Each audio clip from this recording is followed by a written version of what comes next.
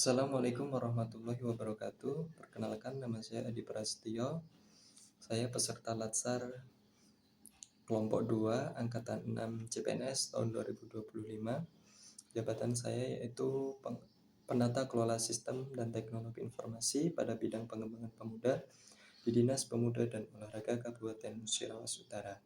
Baiklah, pada video kali ini saya ingin menceritakan tentang pengalaman belajar saya saat belajar modul analisis isu kontemporer. Baiklah, langsung saja teman-teman. Untuk materi yang pertama yaitu latar belakang Undang-Undang Nomor 5 tahun 2014 tentang aparatur sipil negara secara signifikan telah mendorong kesadaran PNS menjalankan profesinya sebagai ASN dengan berlandaskan pada yang pertama nilai dasar, yang kedua kode etik dan kode perilaku, yang ketiga komitmen, integritas moral, tanggung jawab dan pelayan publik, yang keempat kompetensi yang diperlukan sesuai dengan bidang tugas, dan yang kelima profesionalitas jabatan.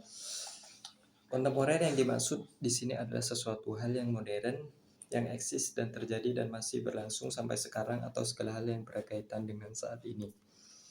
Untuk materi yang kedua yaitu perubahan lingkungan strategis, 4 level lingkungan strategis yang dapat mempengaruhi kesiapan PNS dalam melakukan pekerjaannya, yaitu yang pertama lingkungan individu atau keluarga, yang kedua lingkungan masyarakat, yang ketiga lingkungan nasional, dan yang keempat lingkungan dunia atau global.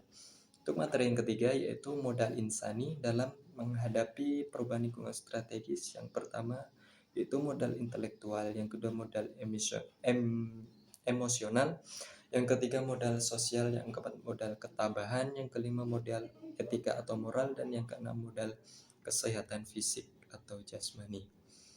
Untuk materi yang keempat yaitu isu-isu strategis kontemporer yang saat ini sangat banyak terjadi di negara kita ataupun di dunia ini. Yang pertama yaitu korupsi, yang kedua narkoba, yang ketiga terorisme dan radikalisme, yang keempat money laundering atau pencucian uang, yang kelima proxy war, dan yang keenam kejahatan mass communication. Selanjutnya materi yang kelima yaitu teknik analisis isu. Yang pertama yaitu isu saat ini atau current issue merupakan kelompok isu yang mendapatkan perhatian dan sorotan publik secara luas dan memerlukan penanganan sesegera mungkin dari pengambil keputusan.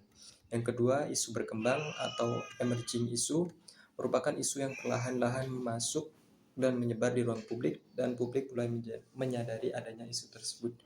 Yang ketiga, isu potensial, kelompok isu yang belum nampak di ruang publik namun dapat terindikasi dari beberapa instrumen sosial atau penelitian ilmiah, analisis intelijen dan sebagainya yang mengidentifikasi adanya kemungkinan merebak isu dimaksud di masa depan.